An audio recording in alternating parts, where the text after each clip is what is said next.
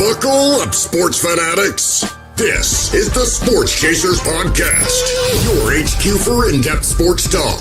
Join host Kevin L. Warren and crew as they dissect the hottest stories, ignite debates, and bring you closer to the action. From locker room whispers to expert takes, we cover it all. It's game time, so strap in and grab a drink. The Sports Chasers Podcast starts right now. Hey, good evening. What's going on, everybody? What's happening, everybody? It's another edition of the Sports Chasers Podcast coming to you live and direct here on a Thursday night, man. Thank you for rocking with us, man. Make sure you like, click, and subscribe to the channel. Make sure you also give us that, make sure you hit the bells for all the notifications. And on the podcast side, you give us that 5-star review. Also, make sure you share and hit all the notifications for the algorithm, man. Another night. Thursday night, episode number 250, man. That's a lot, man. We've been rocking on since October of 2018, man. So I'll give us some applause for that one. So, we've been doing this for a while. That was the wrong button, man. I know. The fuck was that? Damn bashment. Some shit, man. There you go. It's like, oh man, what are we doing? You like that? And West Indian party and shit. You know it, man. We're on the. I do have my Flatbush shirt on, so check it out, man. So hey, we met the crew already. D, the DA. What's up, brother? How are you tonight, man? What's going on, man? I can barely fucking hear it now, Kev. Thank you. Dan, what's up, man? Dan, what's happening, bro? Yo, bro, I've been on vacation. I don't know what day it is. I had to double check because I've been sitting in here since 7 o'clock, and I was like, man, I got the right night. But glad to be back. Same here. Yeah, good to see everybody. Yeah, big number 250. Let's get it. No doubt. Shout out to all those that's checking us out on YouTube, Facebook, X, Twitter, Twitch. Thank you so much, man. A lot of things that went on in the world of sports, man. We're just gonna dive right into it as we speak. We'll go to the first big story here from CBS Sports, and this was on last week. So Juan Soto, the top free, this is from CBS Sports, and this is from RJ Anderson. Juan Soto, the top free agent available this offseason, has reportedly agreed to terms with the New York Mets. Soto's 15-year deal will pay him $765 million. Yeah, I'm going to say, surpassing Shohei Ohtani's year-old pact with the LA Dodgers for the richest in MLB history. Whenever a transaction of this magnitude occurs, it is fair to wonder about the larger ramifications. It's been said that no man is an island. The MLB version of that sentiment says no signings or trade exists with a vacuum. With that in mind, excuse me, here as I lost my place. With that in mind, CBS Sports felt it would be worthwhile to highlight a few teams, individuals, and concepts. So he goes on, he says, who's the winner of the Juan Soto? He said the Mets won, Scott Boras won, who's Soto's agents, the Yankees. No. He says the winners. Mets. No. The loser's house. No, come on, Kev. Go ahead. Scott Boras is the only one that won. This fool's in the contract for 15 years with a team that cannot win possibly for maybe 3 of the 15 years, right? So, listen, man, the kid doesn't play defense. He can hit it. Couldn't catch a ball if you threw it to him. If you threw a volleyball at him. If you threw a beach ball at him, he couldn't catch it. So, listen, man, and he doesn't hustle. He doesn't want to play defense. So he's a $765 million DH. Ta-da! New York Mets baseball. There you go. We do smart things. Never. So Mets fans or not people who would doubt you and say this, DA, they would say, well, you're being a hater. No, I'm not. You wouldn't have said that if you would have signed them. Yes, I would. After this World Series, why wouldn't I? I got 4 eyes, not 2, 4. All right? I've seen him let balls hit the wall and then still not get them off the wall. Dude, for $765 million? Stop playing, man. Stop playing. So that's what that's what people were basically saying this week. Some who were detractors of Soto, it was like, yo, he's not like Ohtani, who does what? Ohtani plays, he hits, he pitches. Yeah. Well, he hasn't done that under the new dollar amount, but yeah, we'll see if he gets back to pitching. Then, at least he has the appearance of doing something other than hitting home runs and striking out. You sure that's not Judge? Huh? You sure that's not Judge? Yeah. Strikes out. I mean, how many times did he strike out in the World Series? Oh man, listen, dude, he can't hit. Barry Lamar Bonds. I keep telling you, man. These teams hate him. Everybody hates him, but I would give him $765 million to be a hitting coach. That's all. That's all. Now Barry might get frustrated and hit him over the top of the head, but the reality is, these kids can't hit. So Soto, he actually made his appearance today, signing the contract, the 15-year contract with the Mets. I'll just read this. Juan Soto, freshly minted member of the New York Mets and a new owner of the largest contract in Major League Baseball history, was formally introduced on Thursday by the club and his hopes to ferry to World Series glory in the coming years.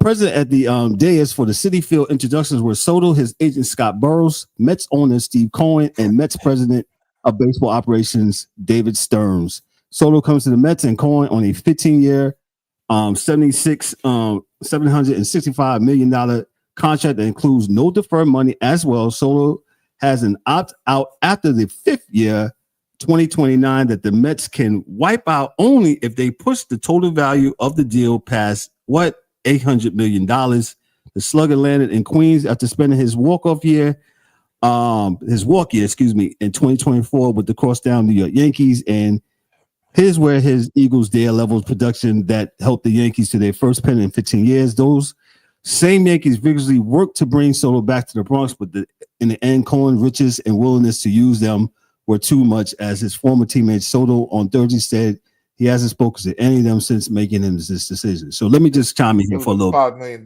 difference, Kevin. $5 million. That's it. And so he basically went to what?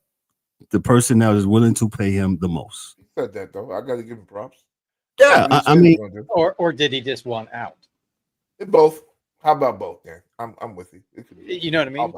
If it's only $5 million, there had to have been something more to it.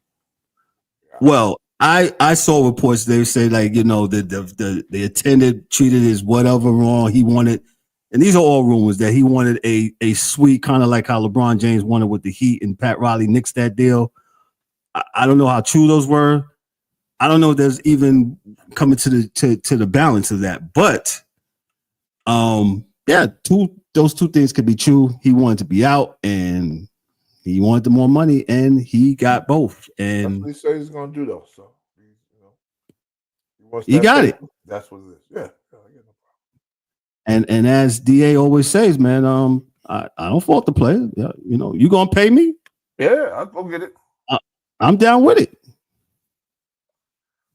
I'm down with it. But Yankee fans, don't fret. The Yankees, absolutely. And I'll talk about that later. The Yankee actually got them a great starting pitcher. I won't say great, but a really good starting pitcher from Atlanta. We'll talk about that here in a few minutes. Let me move on to my next story here. I should have had this up. As they call him, I don't know if y'all heard it today, they call him Chapel Bill. Yeah. Chapel Bill. Bill Parcells, Bill Belichick, I always want to say Parcells. Bill Belichick, the North Carolina hires Bill Belichick, legendary NFL coach. He joins the college ranks in a stunning move here. This is from Stephen Jahara from CBS Sports. Bill Belichick has been hired as the next coach of the North Carolina Tar Heels. The school announced Wednesday the 6-time Super Bowl champion, who has never coached at the collegiate level in any capacity, will take over the top coaching position on the open market. He says, I'm excited for the opportunity at UNC Chapel Hill. Bill Belichick said in a statement released by the school, I grew up around college football with my dad and treasured those times. I have always wanted to coach in college, and now I look forward to building the football program in Chapel Hill. Belichick agreed to a 5-year deal pending administration approval. Previous coach Mac Brown was paid $5 million per season. This is an exciting day for Carolina football. And the University of North Carolina Chancellor Lee H. Roberts said Carolina is committed to excellence and to creating an opportunity to succeed in everything we do, from the classroom to the field of competition. I know after speaking with Coach Belichick that he shares that commitment. His legacy speaks for itself, and we look forward to working together on the next chapter of Carolina football. Insider Carolina first reported Belichick's candidacy that he will be finalizing a deal with UNC on Wednesday. North Carolina Board of Trustees is reportedly set to approve Belichick's contract on Thursday, which they did today. I believe they had a press conference today. I did some digging. Their Board of Trustees was actually the ones that reached out to him first. I'll pitch it to Dan. Your thoughts on Belichick now in the college ranks? Yeah, there's the cheat code for the NIL. Like, if you got a choice of where you're sending your kid, I think that UNC is now on the top of the list, because he's going to instruct them, teach them, instill them, give them the football knowledge, and it's going to be a pipeline for the NFL. I mean, I think that I saw somewhere, didn't they, their GM now or something is Mike Lombardi? Yes, Mike Lombardi is their general manager. So now, as you can see, most colleges now, some colleges now, they're getting GMs, like how Stanford got what's his name, Andrew Luck. He's their general manager there now. So I guess you need that now for the NIL deal, for the money portion. Go ahead. But I think that it's a great move by Carolina getting him. Apparently, he went to the wrong part of Carolina. It should have been more Western. That's the team that really could use the help. But he's felt he wanted to coach college. No, he's talking about USC Charlotte. the little kitty cats. Oh no, I'm talking about the kitty cats, the silver and blue. Oh no, yeah. I know that's what. Oh yeah, he's Duke. He's talking about pro. Yeah. Oh no, he's not. No, not doing that. But like I said, I think it's going to be good for the school. I'm sure they're going to improve. They'll probably be able to get a lot, higher, 5-star candidates come to that school to play football. And like I said, it's a pipeline to the NFL. The best coach to ever do it in the pros is now your college coach. I don't know what more you want if you're a kid going to go play somewhere. I think it's great for Carolina. And that shows you how bad he wanted to coach. And he'll coach college. Usually it's the other way around. They try to pluck the college coach and bring him to the pros. But I think he'll do well there. Yeah, I believe so. I think so. Let me read some more here. This is also from Sheehan Jariah. This was about 4 years ago. Legendary NFL coach Bill Belichick was introduced as the next head coach at North Carolina Thursday. At 72 years, Belichick was questioned about his age and his desire to stick it out with the program if the NFL came calling once more. He was clear in his answer. He says, "I didn't come here to lead," Belichick said. The surreal nature of the moment was captured several times in lieu of the traditional jersey. North Carolina athletic director Bubba Kenningham handed Belichick one of his signature hooded sweaters and then walked to the side of the stage and pulled out a blazer with the sleeves cut off.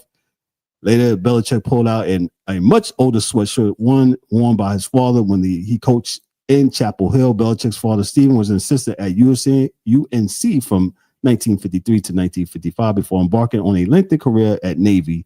Bill never coached at the collegiate level, starting his career as an office assistant in the NFL. Now he believes his moment has come full circle. He says this, "I always wanted to coach in college football, but it never really worked out." Belichick said, "I did some good years in the NFL, and that went okay, but this is really kind of a dream come true." As he's being very modest there. 6-time Super Bowl champion doing this thing. And I'll give it to DA. DA, your thoughts on Bill Belichick now at the University of North Carolina in Chapel Hill. It's a win-win. He'll get it right in 3 years. It'll take about 3 years for it to get to where close to where he needs it to be. Yeah, he's one of those guys that has to have a lot of control, which is why college made more sense than the pros. There's nowhere else you can have this kind of control over a situation in college. What about Jacksonville? There's the owner there. You don't run it. In college, you run it. That's basically it. That the dude that gave him the sweatshirt today, you'll never see him again. That is true.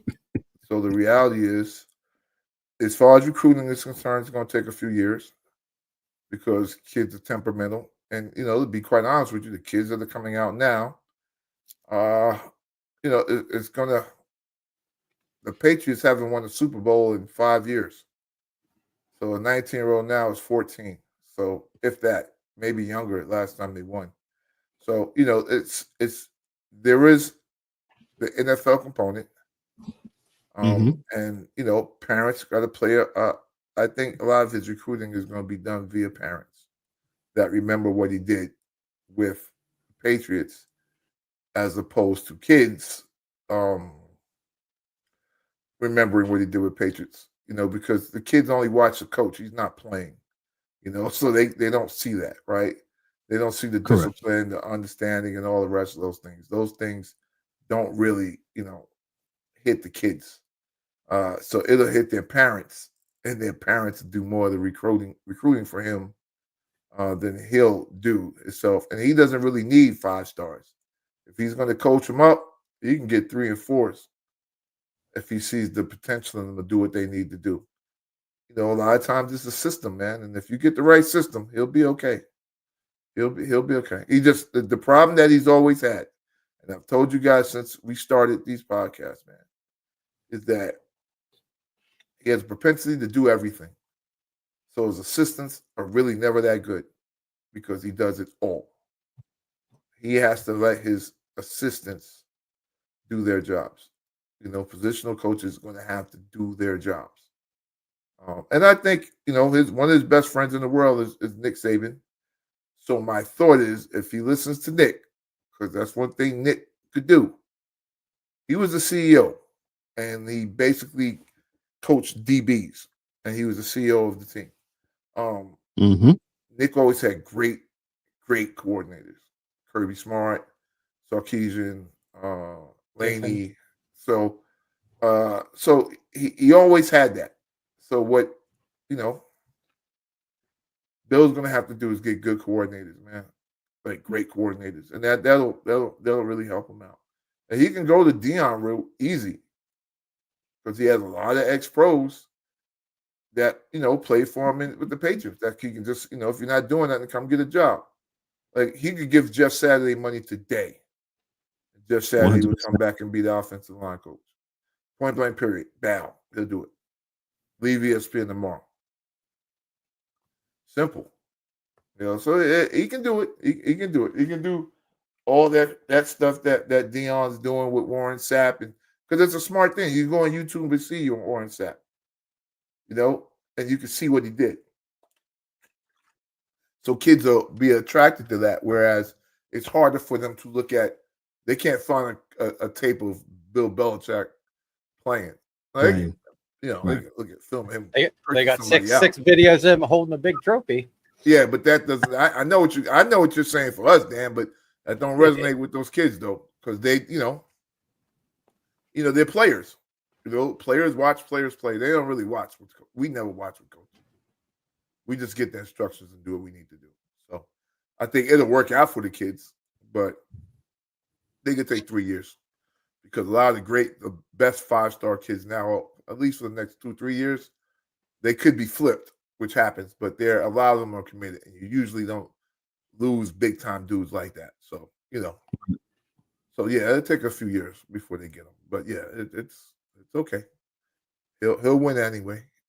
He's in the ACC, and I'm not to be funny, but that helps. I think you are.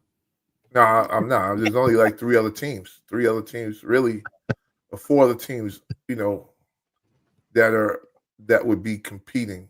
It'd be Pitt, Clemson, Miami. You could toss them between Syracuse and Louisville. You know, Right. so they'll automatically be able to at least play within the next year or two for the championship of the league. In which case, they can always get into the playoffs real early. So it's a good move, in my opinion. So next year's, let me just read this real quick. Next year's UN North Carolina's schedule, and these schedules are always made 2 and 3 years advance. Am I correct, DA? You can't change them on the fly. Next year they face TCU. They got them at home. They go to Charlotte to face UNC Charlotte, who's looking for another coach. Richmond, they host Richmond, the Richmond Spiders. Then they go to Orlando to face the UCF Knights. Then they go out to Cal to face the Cal. Then they go to North Carolina State. Then they got Clemson at home. They got Duke at home. Seventh game is the first game they can lose. Okay. That's next year. That's next year. This is next year. Correct. Yeah, Clemson is the first game to lose. Duke is the next game. Stanford is the next game they'll host. Then they'll host Virginia. Then they'll go to Syracuse, and then they'll go to Wake Forest, and that's their. Yeah. So Virginia's always sneaky. Wake Forest, depending on the year, might be good. Every 4 years, when they got seniors, they're a good team. Yeah, they can win 7-8 games next year, easy. They don't have a hard schedule, so they don't have a hard schedule at all. They kind of got it good, to be kind of honest with you. And that's no disrespect, to anyone else, but like Virginia can always give you a game because they got players in that state, right? So they're always going to have kids that can play out of VA. But I don't really see anybody else that's, they don't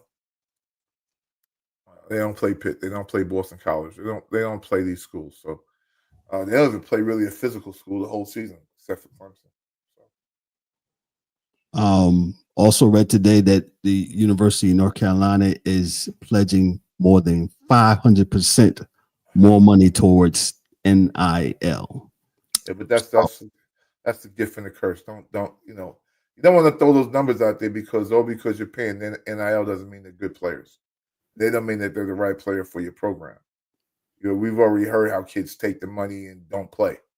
So and I know Mike Lombardi's going to do his thing because he did it for years with NFL teams, but yes, you still don't know till the kid gets on the yard what he's going to do. So I'm pretty sure, me at least knowing his reputation, Bill Belichick is probably going to move on the side of caution for the first few years of giving out that money, right? Because you're not going to win now anyway, so you don't even got to go all in, but you want to show that you're trying to get some talent. Gotcha. Dan, did you have something else before I move on? I'm sorry. No. I was just thinking what DA was saying. Like, their schedule is favorable for them to do well in the first year. And the better they do this year coming up, that will lead to possible more recruits choosing that school. Then you'll spend the money next year. Yeah. But not this season. And I don't think that, they have to go nuts with the NIL because they've got the NFL program there. You know what I mean? It's in it. I agree. It's like Saban in Alabama. Like, you're going to go there. You're going to be, coached to the best of your ability. And he's going to make sure, like, these kids are getting NIL. They're going to get their money out of them. Right. He's going to work them and he's going to make them better. And I think, it's the same thing, with Saban. You're going to get some people that normally, other schools got to pay money to get. Yeah. Where if they know they can come in and start and get significant playing time on either side of the ball, and that's the other thing, the whole hoopla around Bill Belichick and all the championships and that pedigree, that's all you're going to see on ESPN. When they go to do highlights, 6-time Super Bowl champion Bill Belichick's first game, as a Tar Heel coach, blah, blah, blah. And It'll be interesting. they're going to promote him. He doesn't even have to promote him because they're going to do it. Oh, 100%. Yeah. I think he'll be But I like fine. the move. I do too. I hate the Patriots. We all know that. And, he used to piss me off on a yearly basis when it came to the playoffs. But the dude is a hell of a coach, and I can respect that. Yeah. So let me as we still in this vein of Bill Belichick, and this was another article that I pulled up. This is from Carrie Anderson from Yahoo Sports. She says here in the second paragraph, she said part of Bill Belichick's pivot to college program was that he was, and this is a direct quote, was disgusted with what the NFL had become. This is according to ESPN. Seth Wickersham reported on Thursday Belichick was reportedly frustrated with NFL team owners who did not seem to want to buy into his approach. Another confidant of Bill Belichick told ESPN that he was tired of the stupidness in the league. As a result, Belichick saw the college landscape as more transactional and less relational. Per ESPN, Wickersham wrote that Belichick's choice to lead the league is a big FU to the NFL, in the words of a confidant. Multiple executives told Yahoo Sports' Horry Epstein on Wednesday that Belichick knew which NFL teams with openings would have been willing to consider him and how much leeway they would have been able to give, and that he opted to try something new instead of sitting out another cycle of hire. Per Epstein, the UNC program offers a new structure for Belichick to try out, where he can build a program in a new, potentially revolutionary way. Crucially, Belichick, who likes to have significant control over how he does things, will not have any club owners to answer to. And DA answered that question about 10 minutes ago. I'll give it to you, DA. It's the best job you can get, man. I tell you. When you're the head coach of a college football team, high major, you run the whole town the school is in. So, yeah, it's not a bad deal at all for him. So. Yeah, I was hearing people, oh, he's going to do miserable. This is a bad move. And I said, how? Yeah. Here's the deal. Go ahead, Dan. He's going back. So all these college coaches, he was the clown from Ohio State, but with Jacksonville. Urban Meyer. Yeah, Urban.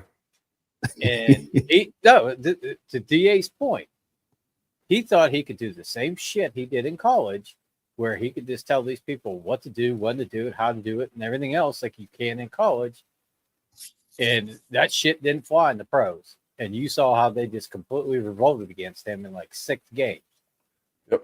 They were probably trying to do their worst to get his ass canned. You have players that are getting paid more than coaches. Yeah. So now you're going back the opposite way, where now he's going to college where he has more control. He can set a schedule and whatnot. And he will have that control that he wants, and he'll be able to implement his stuff because that's the way it's going to go. It's not like in the pros where you got Jerry Jones down on the field, every week, whispering in McCarthy's ear, telling him what the fuck to do. And that's why that team, sorry, Cowboy fans, is going to be ass as long as he runs that team. Because he walked into a situation with Troy Aikman, Michael Irvin, Emmitt Smith, and that great offensive line. Yep. And he couldn't screw it up. But now that those players have moved on and it's time to redraft, sign free agents and stuff like that, he just can't keep his nose out of the business. And that happened here for the longest time with Richardson. That guy wouldn't pay anybody. So obviously, you get to a couple Super Bowls, but you're probably a player away of winning those instead of losing them. And, this new guy, I hope he learns to keep his, just let the football people do the football thing. You just pay the checks and stay out of it. Yeah, agreed. And I think the last thing on that I have is that something Dan said makes it's bigger than folks understand, right? So Bill Belichick is also going to make everyone that comes to work there or everyone that does work there now more accountable for what they do. Yep. So if you're an NIL person, if you're the person that's supposed to be scheduling kids' classes around their college or their football schedule, all those things, he has an expectation that it's going to be right. Because if it's not, he's been known to skewer you. And you just got to be ready to get it, you know? And that makes everyone better, man. Iron sharpens iron. And like I said, that's why when guys got messed up in other schools, the reclamation project was always go be a coordinator at Alabama. And then, you work there for a year or two, and then you move on somewhere else. So that's, really what this is about, man. And everybody's going to get better. Program's going to get better. Everybody's going to do really well. Gotcha. Appreciate that, DA. Let me remain in the college football vein. Rich Rodriguez officially returns to West Virginia from Yahoo Sports. Nick Bromberg. Rich Rodriguez is heading back to West Virginia. According to ESPN, the Mountaineers announced Thursday that he had rehired Rodriguez 17 years after he left for Michigan. The Jacksonville State coach will succeed Neil Brown after Brown was fired at the end of the season. We are thrilled to welcome Coach Rich Rodriguez and his family back to WVU. Athletic Director Ren Baker said in a statement, Coach Rodriguez understands what it takes to win at West Virginia, and I believe he will pour his heart and soul and every ounce of his energy into our program. I'm convinced Coach Rodriguez wants the best for West Virginia and WVU and West Virginia football, and I'm excited about the future of our program. Rodriguez was West Virginia's coach from 2001 to 2007. The Mountaineers were 60-26 in his time with the school and won 32 games over his final 3 seasons in Morgantown. That stretch of football was defined by Rodriguez's spread option offense, and a team across college football rushed to copy it. West Virginia scored nearly 40 points per game in 2007. I remember that, and were in line to make the BCS title game with a win over Pitt in the final week of the most chaotic season in modern college football history. Instead, West Virginia lost 13-9 at home to rival the Pitt Panthers and fell from number 2 to number 11. Rodriguez's success at West Virginia got him a head coaching job in Michigan, succeeding Lloyd Carr. His time with the Wolverines didn't go well. Yeah, that was kind of a bad period there for Wolverines football. Michigan was 15-22 in Rodriguez's 3 seasons with the school and was fired after a 7-6 season in 2010. Before going 3-9 in Rodriguez's first season in 2008, Michigan hadn't missed a bowl game since 1974 and had the longest active bowl streak in the country. Go ahead, DA, your thoughts on Rich Rodriguez returning back to West Virginia. Good coach. He's a good offensive coach. Really doesn't give a damn about defense. Never has. Hopefully he will now, and they can't run the spread anymore because everybody runs the spread. So I think he'll do well. He's a good football mind, and to be totally honest with you, he's been out of the limelight. So we'll see what he's learned since Michigan. He did some good things here at Jackson State, though. Last couple of years, getting them playing good football, getting them to a couple of what's that? They play what? They one AA. Yeah. So they've been pretty good about that. So what's his name? Dan Mullins also went back to he didn't go back. Dan Mullins got hired by UNLV. They're hiring the former Florida coach. So Dan Mullins he was a great offensive coach. Yeah. He got to Florida. Things just got awful bad. So Gotcha. All right, so that's what we got in the news. We'll move on to hockey. Dan, I did my justice last week, try to talk about the Rangers and what they got going on. The Rangers got a lot of stuff going on for a team that was, made it in the Final Four of the Cup Finals. But I'll give it to the hockey dude, Dan. First off, I just want to ask you, what is going on in New York? Like Shesterkin gets that $12 million contract or whatever it was. And then, 3 days later, he's on IR for personal reasons. What's going on? Him and LeBron on vacation. I said, did he hurt his back taking that money to the bank? I knew DA was going to say that. Well, they in Miami. Nope, DA. I'm not going there with you. Go ahead, Dan.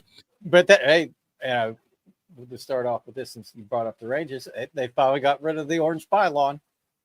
Yeah, they sent Trouba back in Anaheim. See you. And I guess the Anaheim was just trying to take salary because pretty much because they took that whole contract. And I heard that it's possible he may get moved again. Probably. So we'll see if that it actually comes to fruition. But if I'm a forward in the NHL and I got to play Anaheim, you got Trouba and Gudis on the blue line.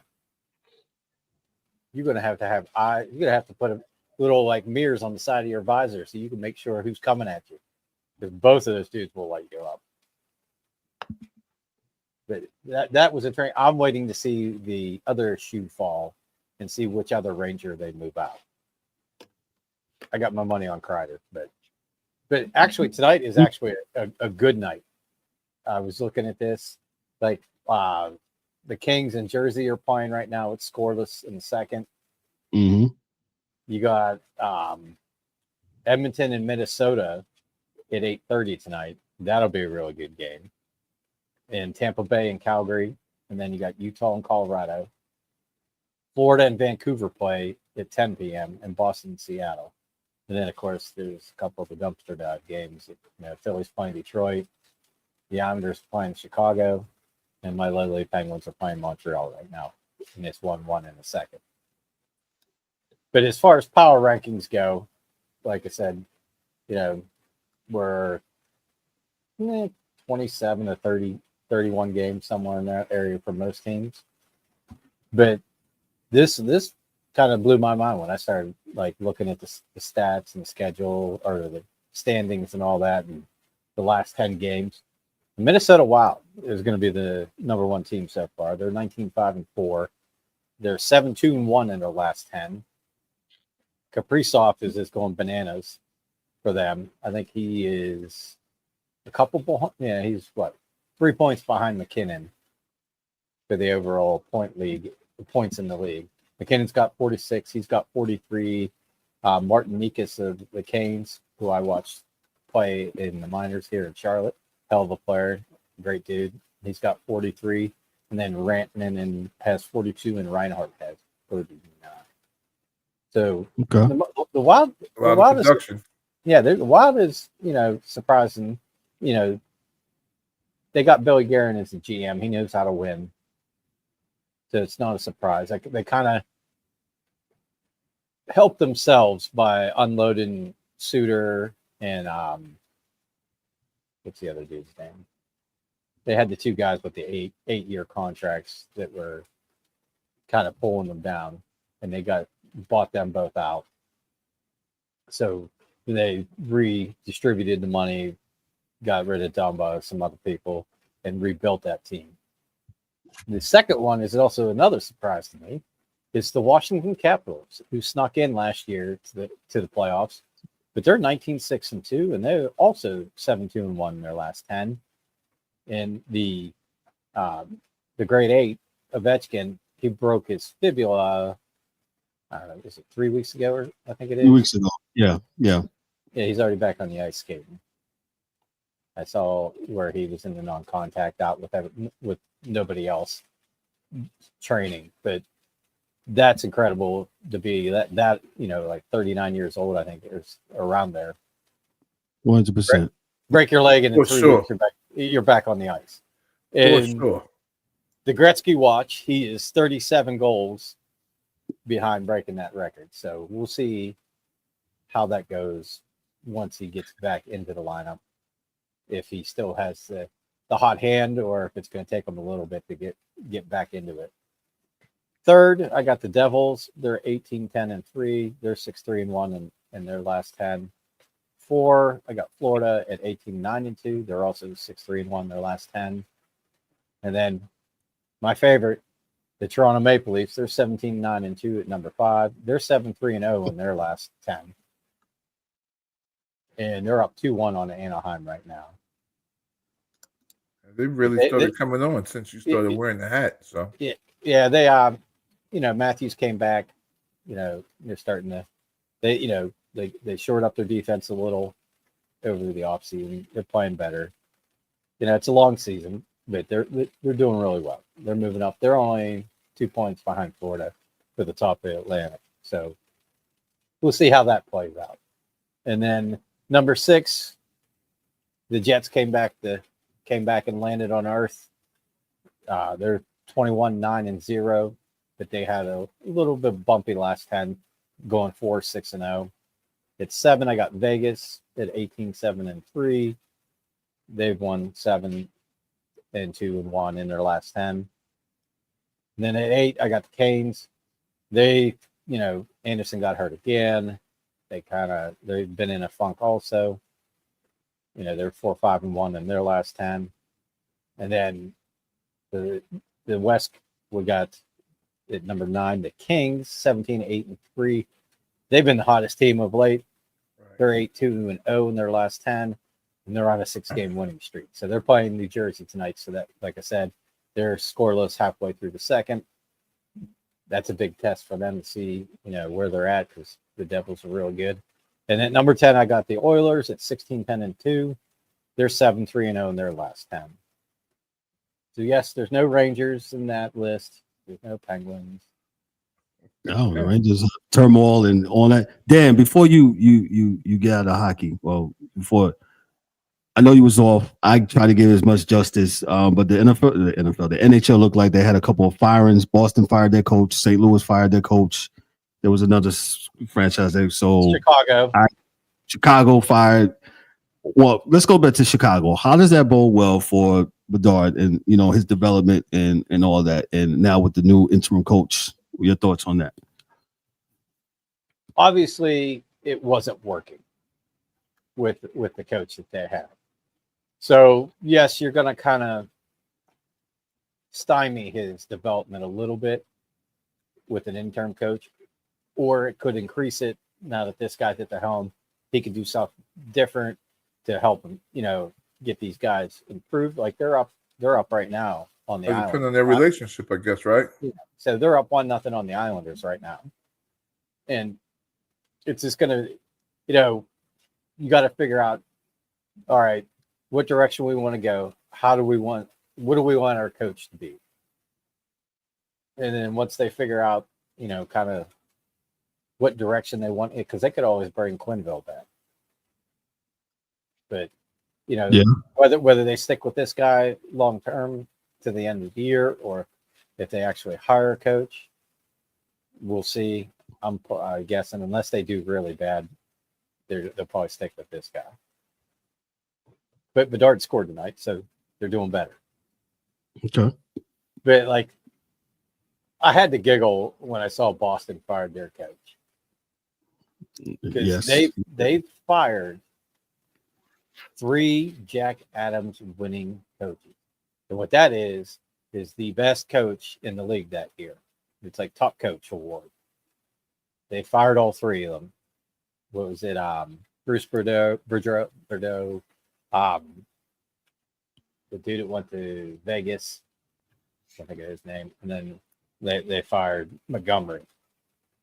And I saw a graphic where I think the second guy, he took him 8 days to get a job. Then the other one was 5, and Montgomery, I think, was only 4. As soon as Montgomery became available, St. Louis went, we're not doing so well. We need a new coach. This guy's right. Available. They were like, see ya.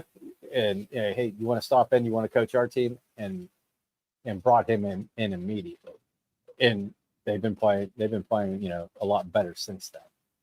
So sometimes Montgomery, I think his winning percentage as their coach was 0.718.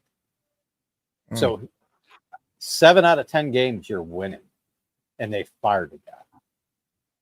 It kind of reminds me of the dude in Milwaukee, I think it was, that they canned him and brought in Doc Rivers. Yeah. You know what I'm saying?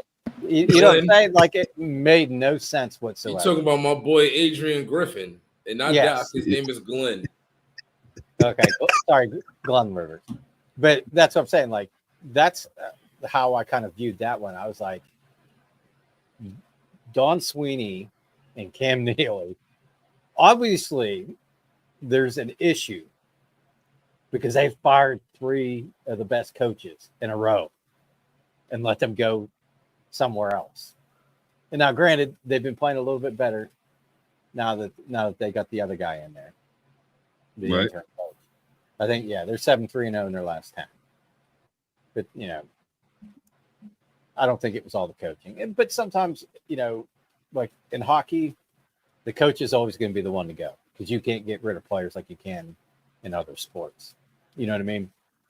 And they're not gonna just cut people and let other teams pick them up for free. So generally, the coach is the one to go. But I had, that one, I was just like, I don't understand what you're doing. Like I was in the camp of, why Mike Sullivan bring this guy in? Right. Because this guy's a hell of a coach. And Sullivan's good too, but I think he's lost the ears of the players. Like they do the same shit all the time, cough the puck up and just outside the blue line, get beat on 2-on-1s religiously.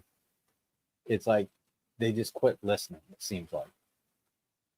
But we'll see where it goes. Not sure why that happens. Yeah, I just think it gets to a point where, whatever you're telling us isn't working. We're just going to do what we want to do. You know what I mean? How'd that work out for you? Hey, they're doing a little bit better now. They strung like 4 wins together. So, right. Their issues, their defense is terrible, and their goaltending is suspect.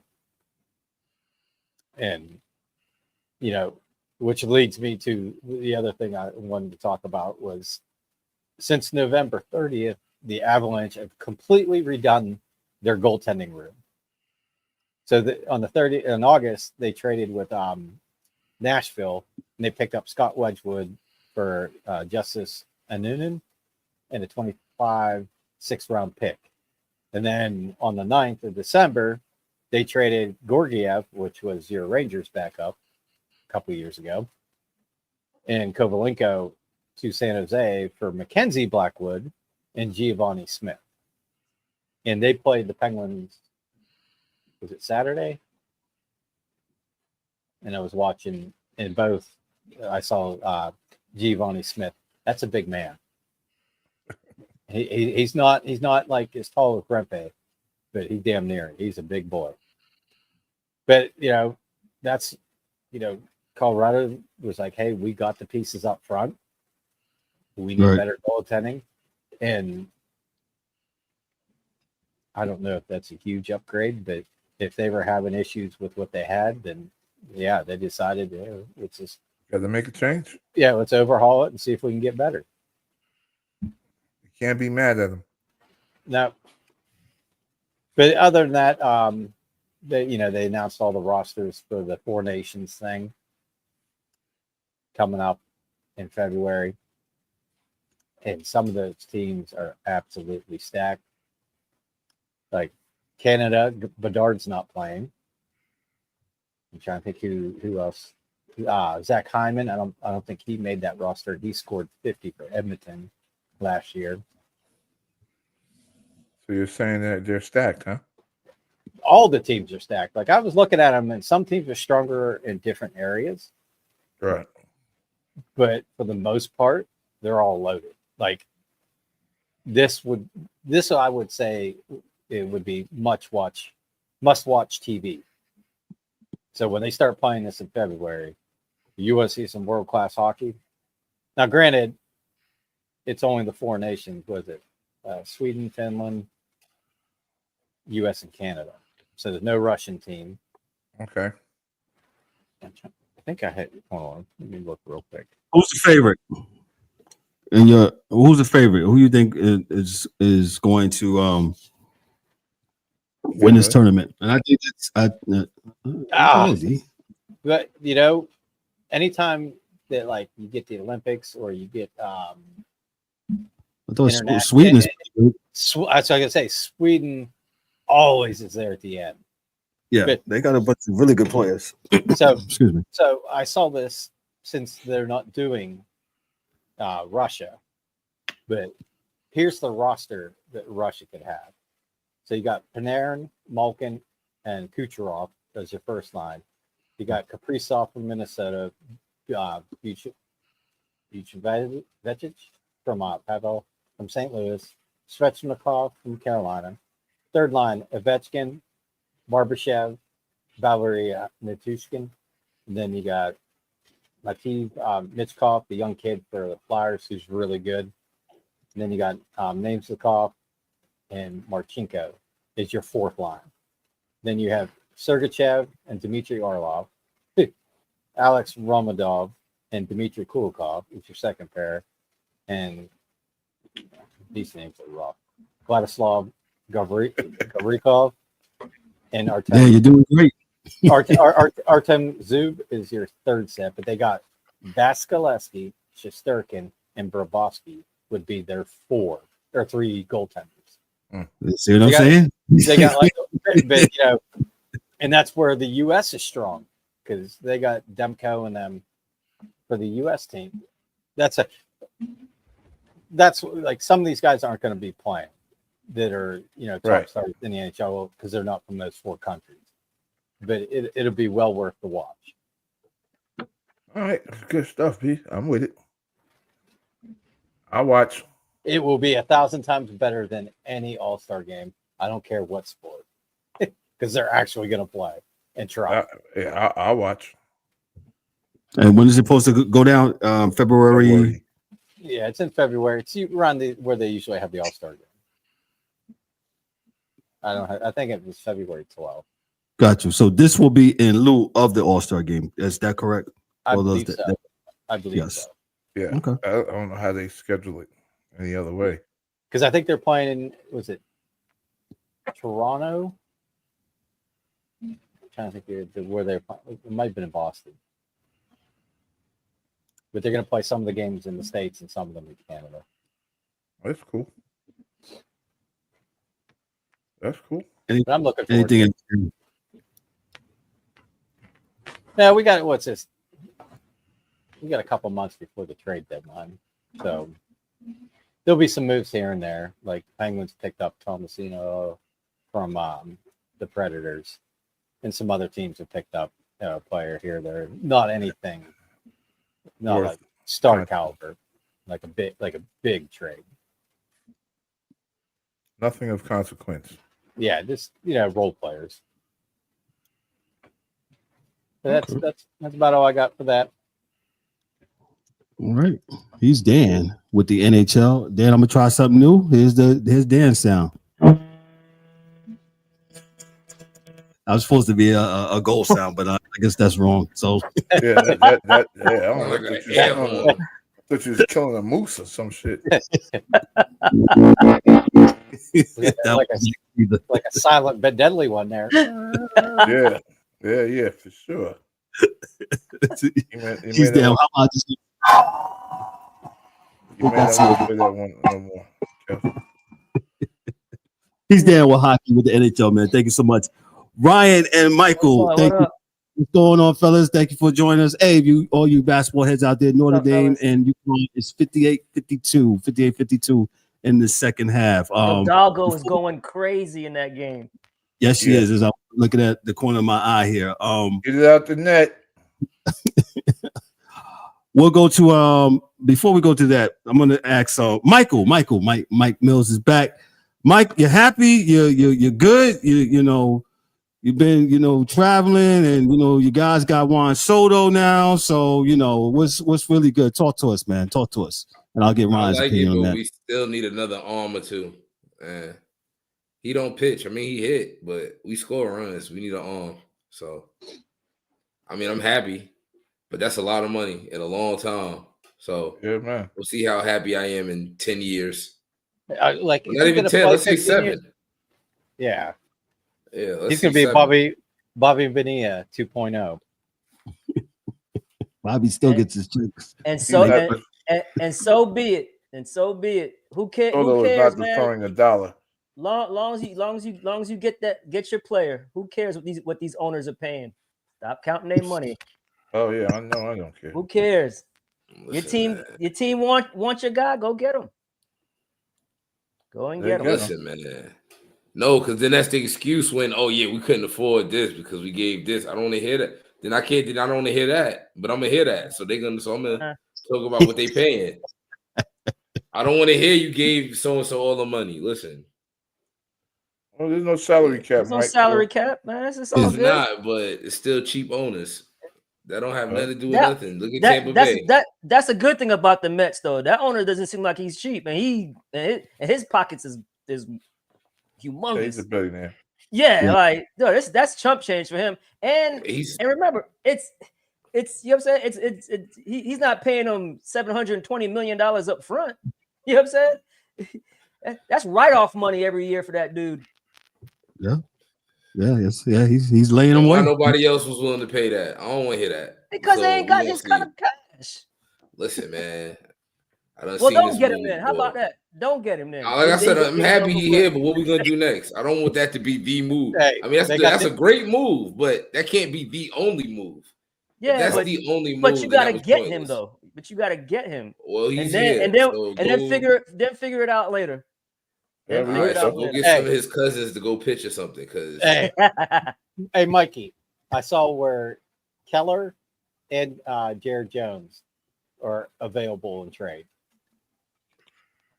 So you might be able to get one of those. And then, when it's time to pay Skeens, that wallet's going to be butterflies coming out of it. Because they're going to be like, "Woo, we don't got no money." And they're going to let him walk. It looked like y'all Yankees want Kyle Tucker from my Astros. I was just about to go into some of the moves that that some of the guys made. The Yankees the other day, they signed a Max Fried to an 8-year, $218 million deal. The Red Sox, they got Garrett Crochet from the White Sox. I think that was a good pickup for the White Sox. Excuse me, for the Red Sox. He's changing socks. The Red Sox need to mind their business. The Red Sox make themselves so easy to hate. As a Mets fan, I try to stay out y'all business with them, but then they do shit like this and want to give some attention. Like, yeah, we went and got Garrett. Like, for what? Y'all not gonna compete next year. Like, stay out of that. That was either somebody we should have got, or y'all should have got. But I digress. Yeah, I think they picked up Chapman too. Yeah. Or mind y'all business. Oraldis is 7 years old. So 5 years too late, probably. Well, Oraldis pitched for Pittsburgh last year. Am I correct, Dan? He pitched well. Mm-hmm. They brought him a in, reliever. He only pitches 1 inning, so. but like they put him in Bednar's position because he was struggling, so he was closing out games for us. Yeah. And Ryan, I was getting back to you. Looks like y'all guys might lose Alex Bregman. We're gonna listen. One thing about the Astros, man, they don't get free agents like that, right? I think the last big free, I think they traded for Cole. They made a deadline move and got Garrett Cole. But we don't get free agents, as you know. Before we got Altuve, Correa, Springer, Kyle Tucker, Yordan Alvarez, all those guys were drafted because we were so bad. So now we had that run where we was basically in the ALCS. Every year that was homegrown drafted talent. We don't get free agents, and now we're about to lose all of them because why? Because now it's time to pay up, and that's why I give kudos to the Mike Mills to your Mets. At least they paid up. We're gonna lose Bregman because we lowballed Bregman, and we're going to lose Kyle Tucker. They're going to probably trade him before the season starts because they know he's going to be a free agent after next year, and they're not going to sign him. So instead of losing him for nothing, they're going to trade him. And I'm pretty sure the Yankees want him. I mean, everybody wants him. He's a left-handed batter. He you know what I'm saying, hits for average. He's amazing. But we're going to lose all those guys. The Astros, as we knew it the last couple of years with all the championships, ALCS, World Series appearances, the only one that's going to be left is going to be Altuve and probably Alvarez. So they're going to build around those two. You always got to start over. Yeah, Just kind of the way it is. Yeah, This sounds so familiar. Yeah. Yeah, well. Hey, man, as long as they got the trash cans, they be all right. Nah, we're going down. Come on, man. See how we gonna do that. I feel your pain, Ryan. I yeah, really absolutely, man. Yeah, because I go through this every year. We're not our owner's not going to pay those. Is not going to not going to pay those that kind of money. He's going to say, hey, we'll build through the draft again. We'll struggle for a couple of years and build up the guys that we draft. And that's what's going to happen. So, I'm sorry, Ryan. Go ahead. I'm done. Yeah, I'm done. I was just going to say this probably will not. This will continue to happen until Major League Baseball gets a salary cap, which we know that's not going to happen because of how they're the strongest union in the country. Yeah. Well, all I know is when Soto inked that deal, Bunning just went because he's going to take all that luxury tax money that they're going to give the Pirates and put that shit right in his pocket because he ain't spending it on nobody. Yeah, and we talked about that before. How there should be some kind of threshold. I think you brought that up last time, Dan. Absolutely, where you got to pay a minimum. You need to spend some money. Jeez, but I mean, he makes probably more than our entire roster does for the next 5 years.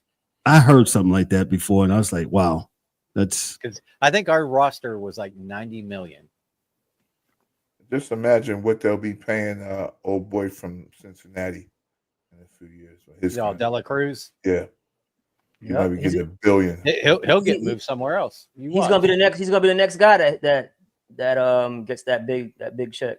It's gonna be $1 billion, and it'll be from the Yankees, Boston, LA. Yeah, the same teams. Absolutely, same people. Teams that are willing to do it but it's always been that way because there's no salary cap. So the teams with the biggest pockets, deeper pockets. Yep. It's a soft cap because they get hit with luxury tax if they go over a certain amount.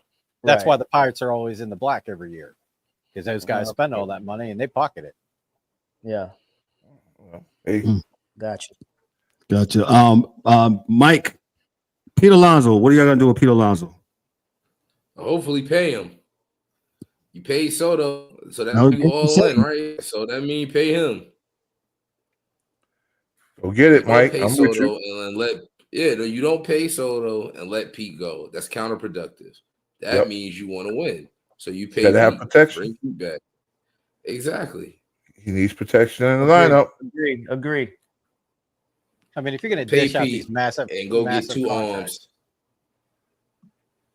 I would go ahead, Dan. No, I was going to say, if you're going to hand out these massive contracts, I would spend it on the everyday player, and maybe go a little bit easier on the pitching staff because the Mets had 2 of them. Was it 2 years ago? Ooh, I'm trying to think of who the 2 were. Thor? Verlander, and who was the other one? Scherzer. Scherzer. Yeah, Scherzer. Yep. They gave them all that money. Like they're only out there every 5 days. So if you're spending on Alonso and Soto, at least they're playing almost every game. Yeah. You're getting your money's worth.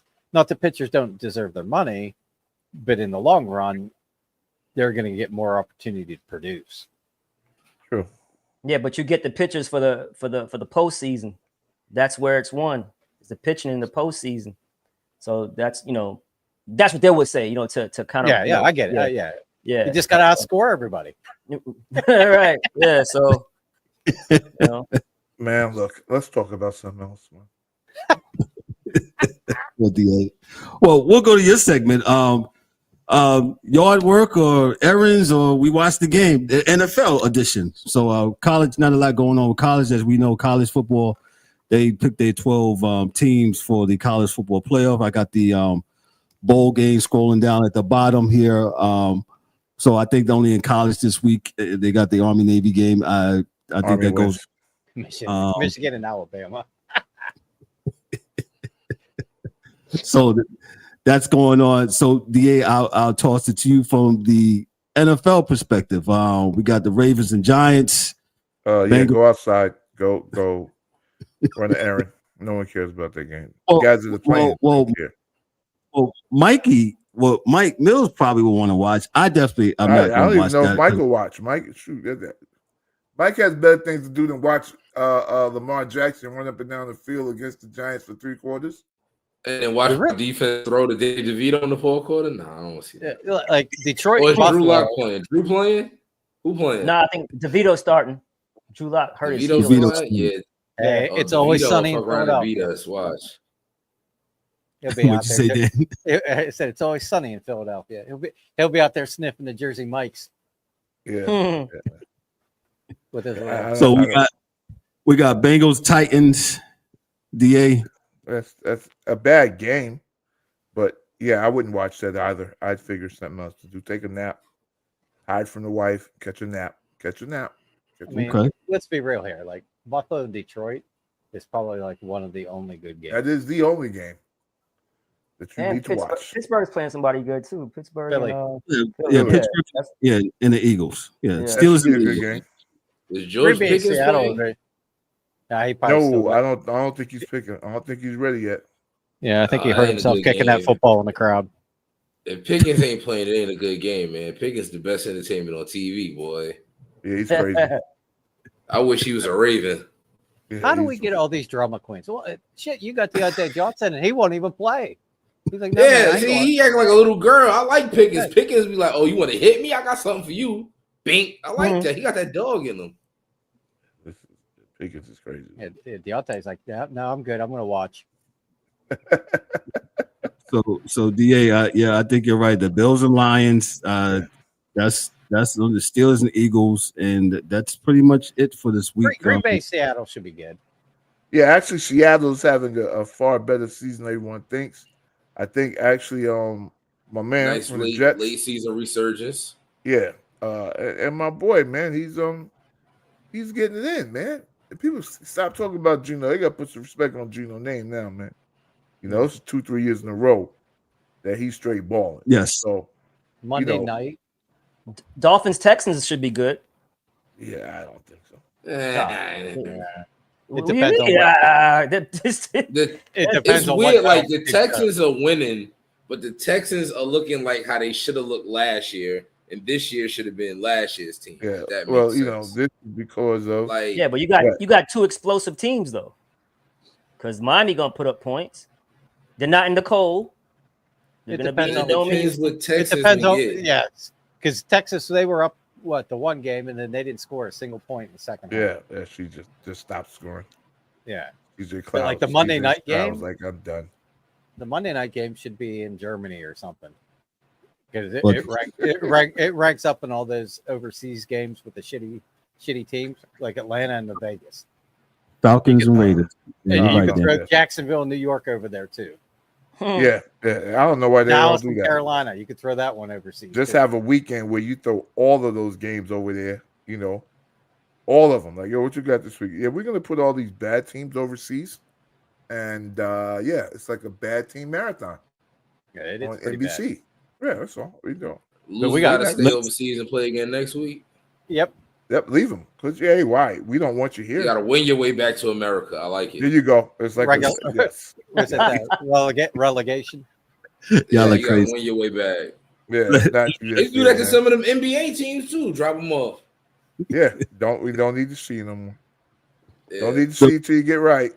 The 425 game, the Bills and Lions. The Bills lost they lost a how can I say explosive game where your man he threw for 6 touchdowns and they still lost to the Rams against the Lions. He The also- Lions are for real. You know what he Uh-oh, did, though. God. You know what he did. You know what he did. So What'd he only do? got to get his feet back on the ground and stop throwing the ball to everybody else. But the Bills have a, you know what, man? It's weird because I don't really think they're a good team. I just think they had a very easy conference. They don't really have any explosive players besides Josh Allen. The defense is mediocre at best. So I think the linebacker comes back. What's the Carl Costanzo or something? I forget. You don't think Cook is explosive? He's okay. He's not Okay. super explosive. No, he's Wow. he's not. I'm actually inclined to agree with DA. He's very okay. Yeah, I don't Wow. think Okay. Cook is great. But you know, I mean, listen, within systems like that, man, I think that Josh Allen can make guys look great by moving around, you know, and then dudes keep moving and then they catch the ball. You know, I don't think he's horrible at all. I just don't think he's. If I put the upper echelon of receivers out there, no, I don't think he's in the top. I mean, right now, he's probably the MVP. Right now, Josh Allen's probably the MVP favorite. Yeah, he is. I agree. Yeah. Only because the Ravens keep losing. If the Ravens didn't lose, I'd have said Lamar again. But the Ravens keep losing, so they were actually going to give it to Lamar. They were going to give it to him. They was about to, but then we started losing, so it don't even make sense. That's Josh Allen's award. And Buffalo's getting back Kincaid. Kincaid is back. Shakir's been balling. Amari Cooper. So the ghost of Amari Cooper showed up. I think that they got weapons, man. They have weapons. It's not just Josh. They got some weapons. Yeah, the problem is though when he thinks it's just Josh, that's when things go really bad. Yeah, they throwing the ball way more than I thought they was. I thought they was gonna run the triple option. They wasn't getting no receivers. Nothing. They actually been throwing the ball. Like I'm looking at this. James Cook only has 723 yards rushing in 13 games. Oh, see, okay. Yeah, but he's still explosive. Josh Allen has 416. Well, there you go. That's why, because your quarterback is running the ball a lot. It balances out. I don't know who tells him to do that, but everybody's been telling him to not do that. It's the same thing with Saquon. Saquon should have like freaking 50 touchdowns if they didn't do that tush push at the goal line every 2 minutes. Yeah. So you know what I'm saying? I'm saying it works. Can we talk? Speaking of that, but what I'm saying is, hold on. Yeah. Go ahead, Ryan. No, but what I'm saying is, when you bring up the stats, he had 700 and something rushing yards because Josh Allen is also rushing the ball. So it takes away from him. So that's why I meant with the touchdown comparisons with a lot of Allen's rushing though is he's running for his life. Yeah. He ain't got to do it. It's not that he's not handing it off to the guy. He's not running for his life. He's choosing to run for his life. He ain't got to run for his life. He likes doing that. Oh yeah, because the world tells him he's the best. He's pretty damn good at DJ Khaled when he does that. We the best. We're the best. All right, you keep doing it. You see, I just remember how Cam Newton was doing the same thing, and he got eviscerated for running. They was like, "Your dog, you're not gonna make it. All right, it's good for now. You'll see. And now Josh does it now, but when things aren't going so right for him, and he does that, and he gets cracked up like RG3. Oh man, you shouldn't have ran, man. Why you ran like that? You shouldn't have run, man. Why you run? James Cook getting the ball. He got 157 carries. He just ain't productive. 4.6. 4.6. Yeah. What? Attempt? Attempts for a game, attempts for a rush. Yards. That's really good. What are you talking about? Yeah, he cool. That means if you ran him 3 times, it's a first down every time. 4.6. Yeah, but that's the problem. That's the problem. It's not 4.6 is excellent. Yeah, but if you watch the game, the way they got their thing schemed up is that it never happens 1, 2, and 3 because they can't run 3 times in a row. Nope. No one respects them running 3 times in a row. Then by the second time, he's running backwards. So then he has to get another 4 just to get back down to 3rd and 3. So, he Mike, the hate is real. I'm like, man, it's a tough crowd. I'm like, I'm looking at his numbers, but like for every good game, he got 3 stinkers: 9 for 20, 10 for 44, 9 for 39, 11 for 39. 4.6 an attempt is good. Yeah, really, but if they don't, it's good. But because the good games are great and the bad games are So it's if you put it in context, it's not that good. But yeah, I ain't got no problem with him. Listen, I am actually glad, and Kevin will tell you, I am not a Buffalo Bills or Josh Allen fan. But I think this year they're playing very well. They have a very favorable schedule. The team that was supposed to give them, I guess, some opposition is absolutely trash, right? So the Jets are supposed to do something. And it's just like back to being the Patriots again because instead no of one else Patriots, is it's playing. Buffalo. And Miami So- lost Tua for those games. Yeah, and Because because so when I'm Tua's in not- the game, Miami's is a whole different squad. whole different squad. But again, with that happening, my problem always with Josh Allen was that he does good and then he regresses back to the mean. He does good and then he regresses back to the mean. He's done it. So Michael, you can tell me, and you can say D, I ain't lying, because he'll have a good season, then he'll have a trash season. Then he'll have a good season, then he'll start he'll turn into Jameis Winston. Then he'll have a good year, and then he'll turn into Jameis. Now, if I say Jameis, I mean straight up Jameis, like 30, 20-something interceptions. Like, he's done that. 30 for 30. He's done that. So, and I think, too, his salary is they don't talk about this, but I think his salary, like all quarterbacks, hurt his defense. Because the guys that made the defense stellar are no longer there. Now, Vaughn is still there, getting smoked out in the up there. And my man from Houston, Ed Oliver, he's doing his thing. And for undersized D tackle. I can't remember the what's his name, man? Linebacker. I think he comes back. He's good. They don't really have any safeties or DBs, so they're as bad as Baltimore with that. But Baltimore I don't have got safeties and DBs. I don't know why we bad. I don't know what it is. Yeah, so. Shoot. You. Oh, it's Harbaugh. Yeah. First Harbaugh not coaching it's all. That's who it is. No. What I'm saying is, like, anytime he plays in a big game, it's like he has amnesia. He wets the bed. Like, he doesn't realize I've got Derrick Henry in my backfield. He needs to touch the ball 25 times. Yeah, he was. Bro, I am blaming the defensive coordinator. It is Zach Orr. Our defense is the same pieces. Only thing we lost was what? Queen. Yeah, but Queen, but y'all was throwing rocks at Queen the first 3 games. So Queen wasn't no good anyway. And then the one went to the Clowney, Jadeveon Clowney. We lost 2 pieces. Yeah, and the coordinator. Yeah, so it's like David is like 85 years old. So exactly, we didn't lose that many like important pieces, but the coordinator. So it got to be the coordinator. It's Zach Orr. I know it's a learning curve, but come on, dog, get it together. I think sometimes your coach too thinks he's the smartest guy in the room instead of just doing the obvious. Yeah. Definitely. You know what I'm saying? He's trying to get something on his brother. I don't know. I don't know what it is, man. We're gonna tighten up this segment. That was the do your chores. Real quick though. Go ahead. Yeah, I hate that Pittsburgh Philly thing. I think that's gonna be a hell of a game. I really do. Who you got in front of Dan?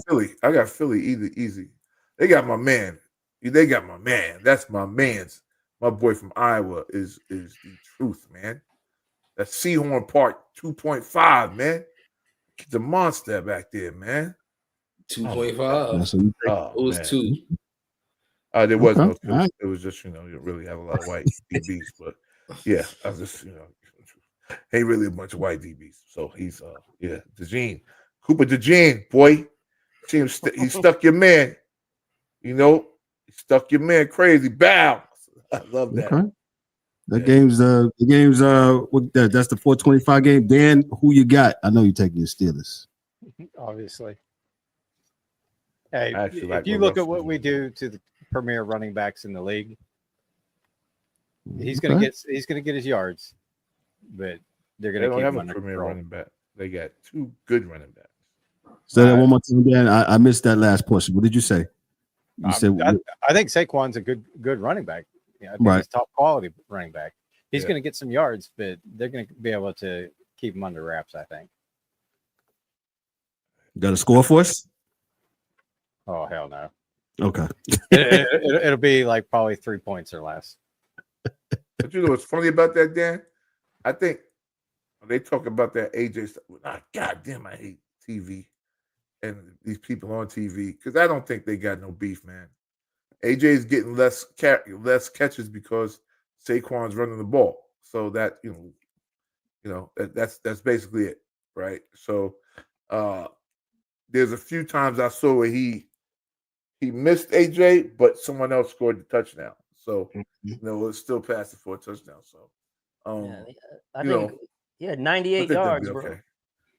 That's the thing, is their passing game struggling. Yeah. But I think that, like I said, if y'all come up and put 8 in the box for Saquon, you got Slim Reaper, Goddard, and AJ. So somebody's going to be single covered.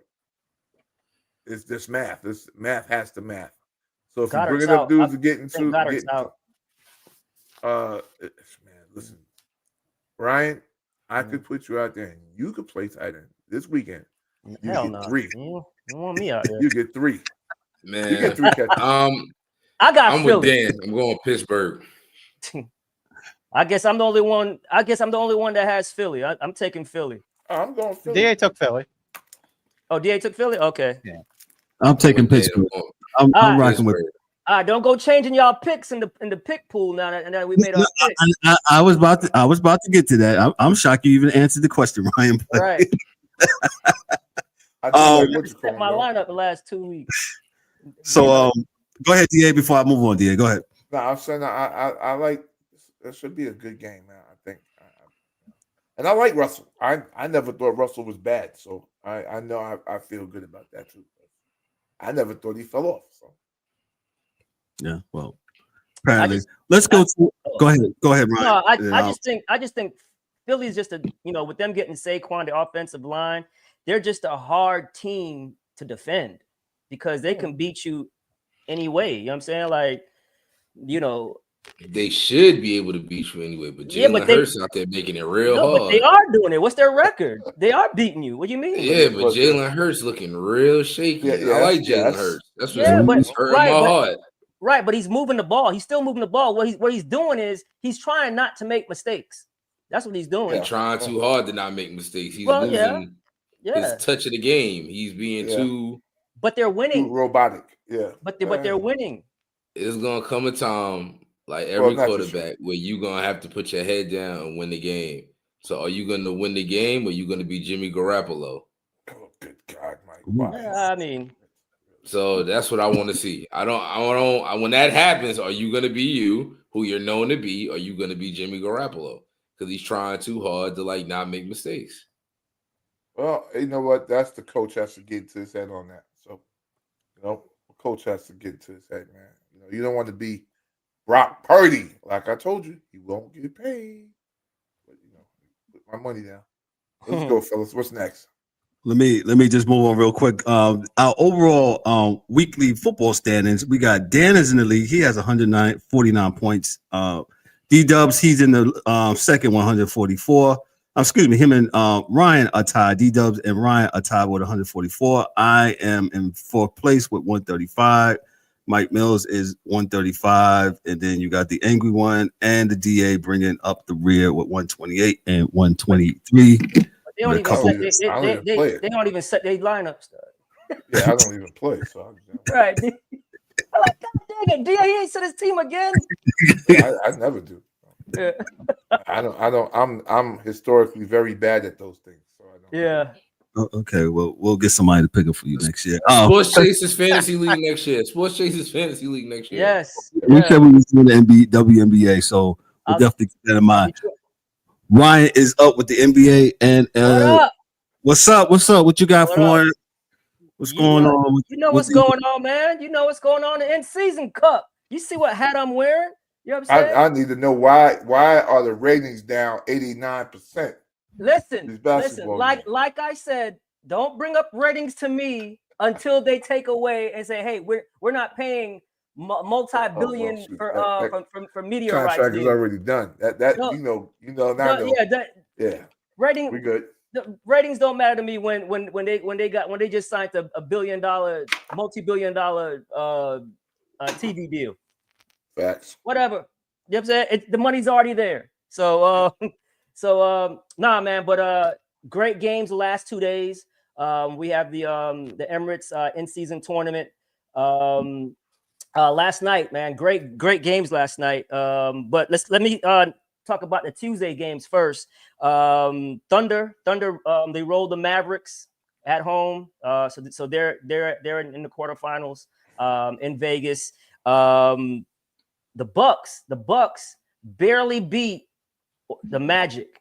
Let me tell you, man, this Magic team is impressive, bro. They're very good. They had the game won. Not had it won, but they were right there to steal the game without their two best players, without Paolo and without Wagner. That's their two. I mean, not even close. Their two best players, and they both were playing like all-stars at the time of their injuries. So I'm really high on Orlando, what they're doing. And that tells me a lot about Milwaukee, like that you struggled at home against a team without their two best players in that magnitude of a game. I'm not even gonna bring him up. I ain't gonna bring him up, Mike Mills. But yeah, so we got he punches on Giannis pretty hard too, man. Oh yeah. So we got the Thunder moving on to Vegas, and we got the Bucks moving on to Vegas. And the games last night, man, were excellent games, man. We're gonna start with the with the Knicks disappointing. They were 8-point favorites and they lost by 8 because they play no defense, bro. They play no defense. They could not stop. They could not stop the pick and roll with Trae Young and whoever was the lob threat. They drop coverage all day long. I'm like, you can't do drop coverage. Yeah, I knew that was coming. I wonder. Hey, but whoever you said, he's still been a monster on the boards. Cat has been a monster, bro, on the boards. So, but not enough. And Brunson did not show up last night. Daniels was in his pockets all night long. He couldn't get out. He couldn't even get a clean shot off. Dyson Daniels be locking people up. Mike Mills, Dyson Daniels' defense is amazing, man. Good trade for Atlanta. I didn't like it at the time. You know what I'm saying? But man, yeah, they look like, and they beat some they had some bad losses on the season, but man, have they had some great wins. Milwaukee, Boston, Cleveland twice they beat. Now the Knicks, they've had some, the upper echelon teams in the East. Atlanta has won, and when Trae Young is in Madison Square Garden, man, it's must see, man. It's must see TV. Mm-hmm.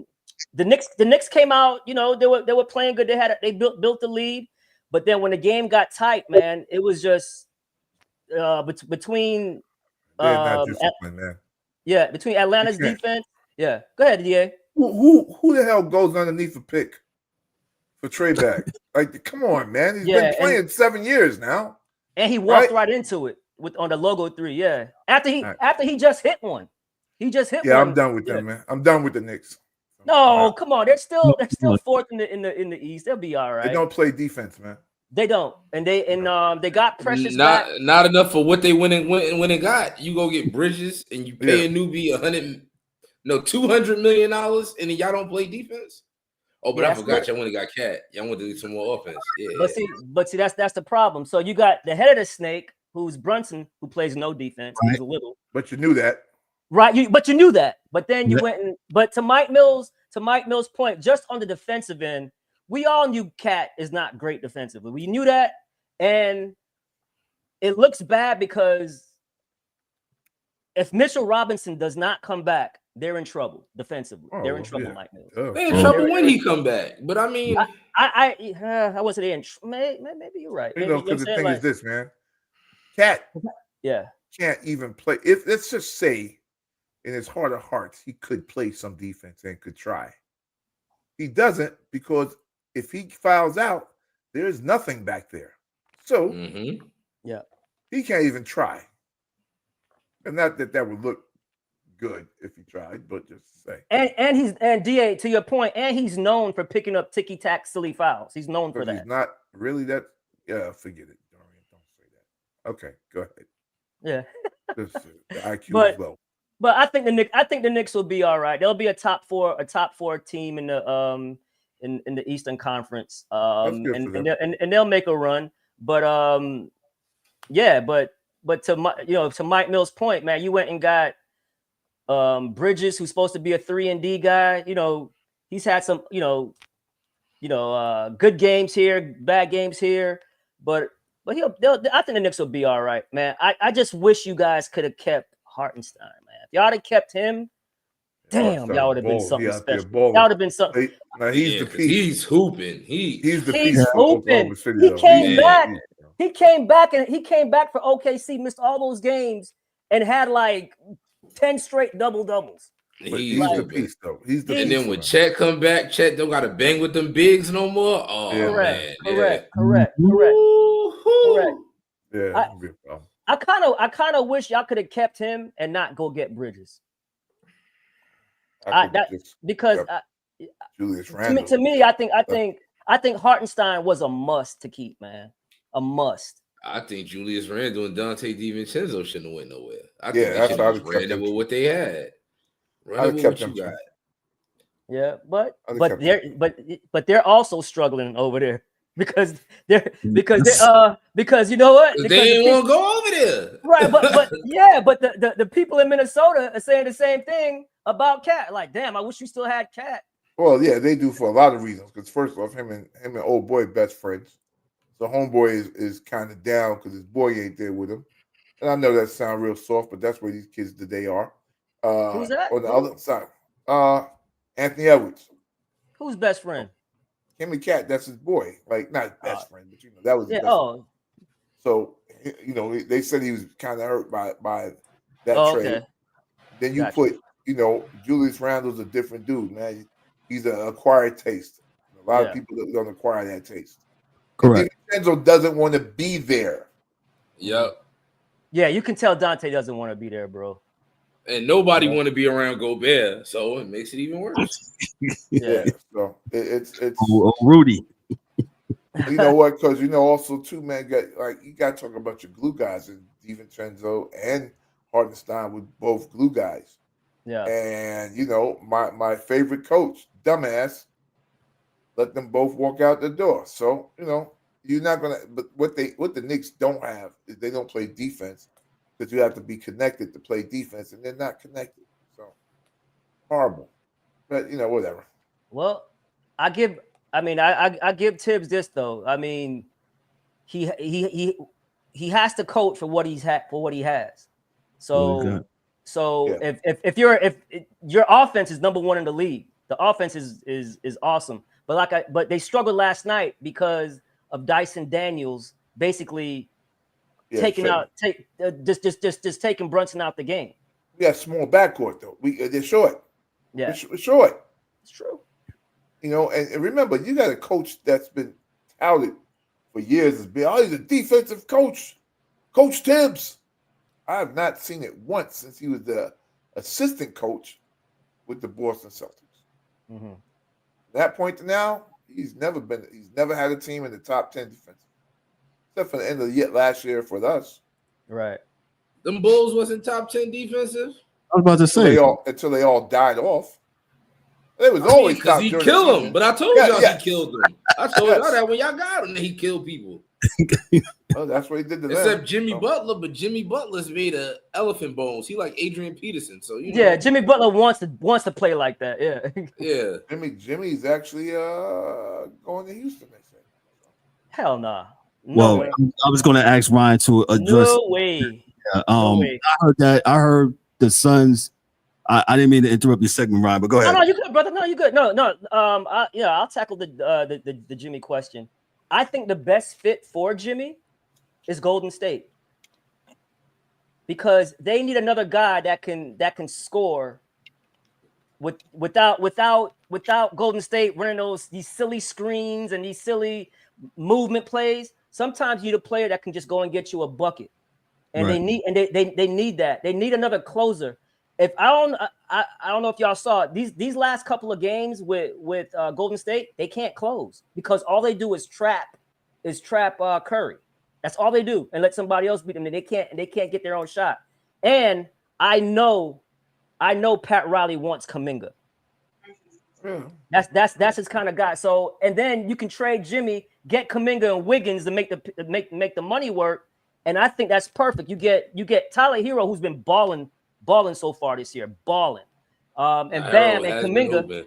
Yeah, Hero's been balling. And you get him with Bam. So you put Hero Kuminga and Bam. Now you get more athletic with Kuminga and Wiggins. I think it's a no-brainer for both teams to do. Is Jimmy going to Golden State? And Golden State was quote unquote one of his teams, like you said, Kev. It was Houston. It was Golden State. He added. I think he added Phoenix to it. But yeah, and Dallas.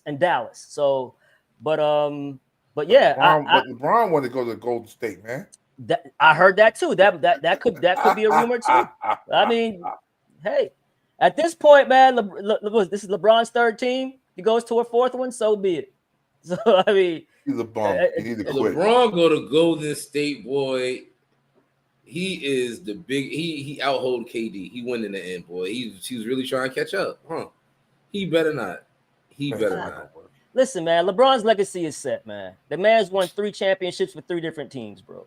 I mean, no matter what LeBron does, he's untouchable. No, his legacy's set. Like this is it's just icing on the cake for him, man. Yeah, he's not going nowhere. Yeah, he's top 5. I don't see him leaving. I don't see him leaving the Lakers. Not after you decimate the draft to get your son in there. Right. Yeah, word, please. Now you out. Come on. Well, if Golden State wants LeBron, well, you know, Bronny got to be there with him. Sounds like a package, right? He'd be a part of the package. But I really do think that makes a lot of sense for both teams, man. Like all the trade rumors I've seen, it just makes too much sense for both teams, for both teams. Because I don't think the Heat want to sign Jimmy because Jimmy misses a lot of games, man. Jimmy's awesome in the playoffs and clutch, but how close is Miami to making the finals? Correct. So what are we doing? You know what I mean? So you might as well build for the future. And I like Kuminga, man. I really like his game. Oh yeah, he's killing. You know what I'm saying? He's super athletic. He's a little robotic. He got to smooth out his game, work on his handles. But he's only 21, 22 years old, and you get that kind of talent. That's the chances you have to take with that kind of talent when they're that age. For Houston, no, hell no. We're already number 2 in the West. And it just doesn't fit the timeline.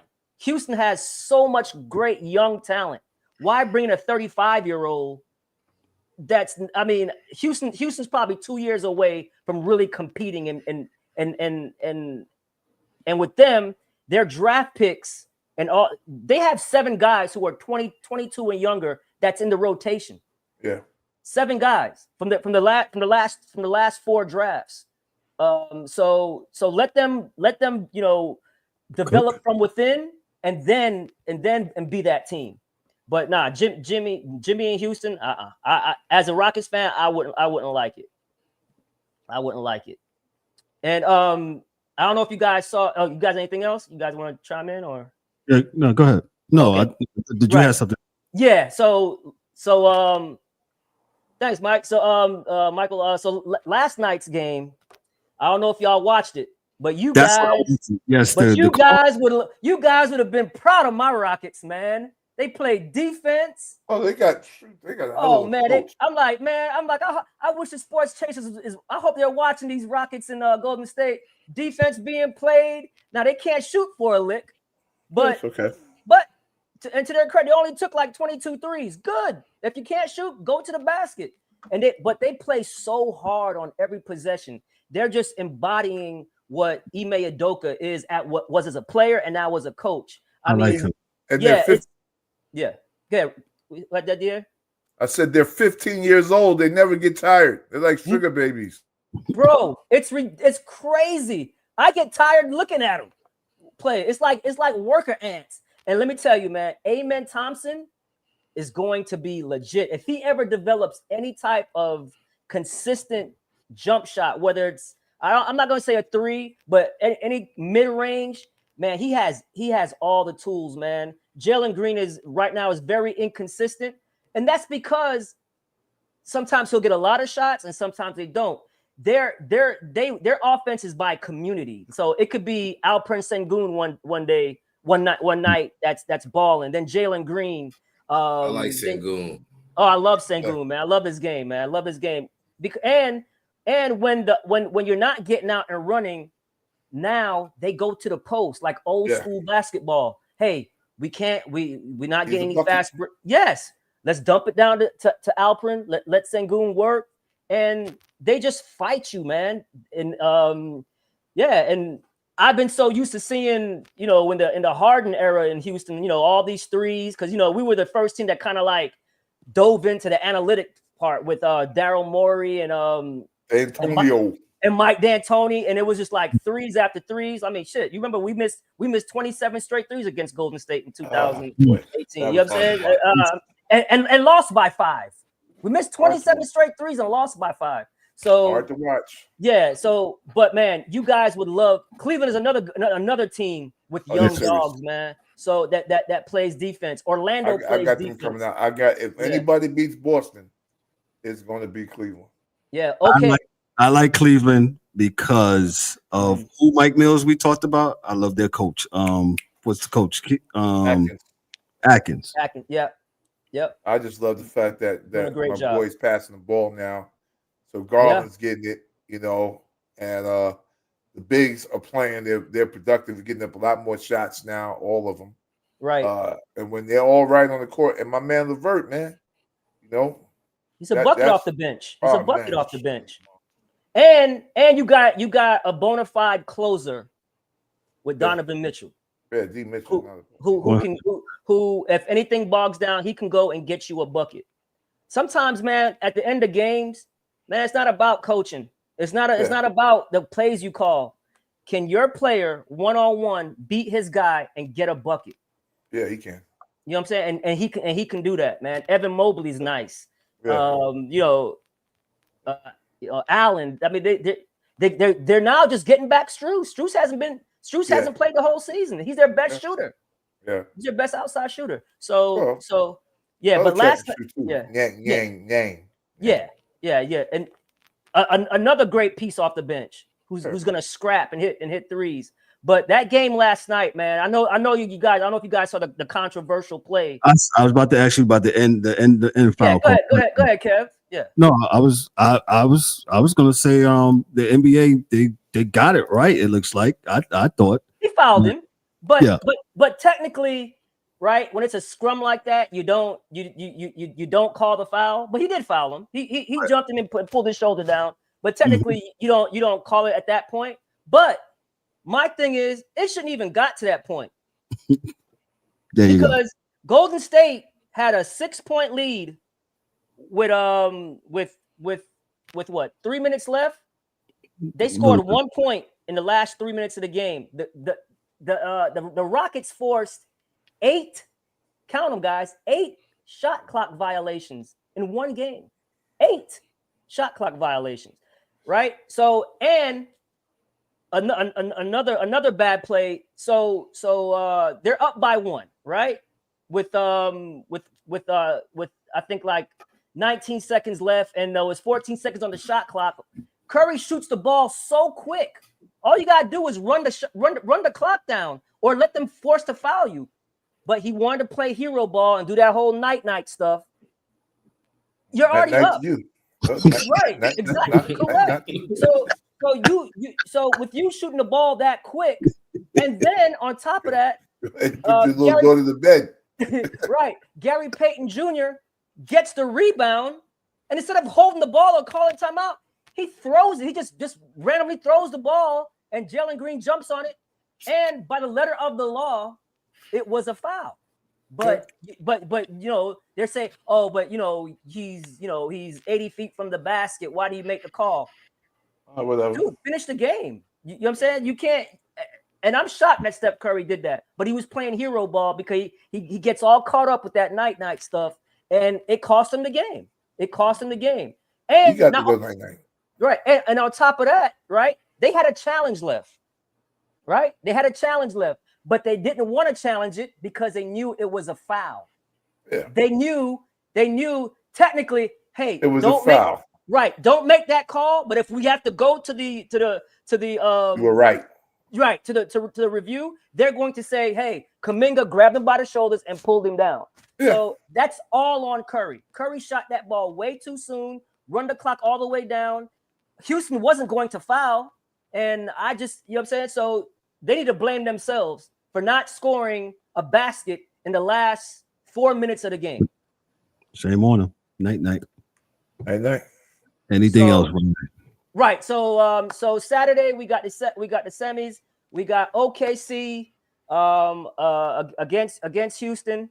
They're 1-1 so far this season against each other, 1-1. And then you have Milwaukee against Atlanta. And Atlanta has already beaten Milwaukee this season. So it's gonna be good. Now I know that they wanted Curry in Vegas, and and Brunson and Cat in Vegas, but it ain't happening, man. It ain't happening. Young boys is coming. You gotta play D, man. OKC young is boys tough, is coming. The young boys is coming. The young studs are coming, man. The young studs are coming. But that's it, man. But yeah, and I'm gonna say it one more time before we close the segment, Kev. Go watch Jimmy Butler in Golden State and Kuminga and Wiggins going back to Miami. I think it's perfect. I think it's perfect for both teams. Yes. I like that. He is Ryan D'Souza with the NBA. Get one more thing real quick, Kev. Yeah. My favorite team, new favorite team, Notre Dame. With my two baby mothers' daughters playing the guards. They beat UConn. All right. Oh. There you go. Hey, man. The doggo. Hey. Bless Miss Ivy on the sidelines. Lord have mercy. Yeah. We do this here. Bless Miss Ivy on the sidelines. This is what we doing here. Hey, stick to your own, brother. Stick to your own. Right? that one there. Nah, they hoop, man. They hoop. Oh, they get it in now. Those guards get it out the rim. As they're telling you, get it out the rim. Get it out the rim. Yeah. Yep. Gotcha. Anything else, Ryan, before we get on out of here?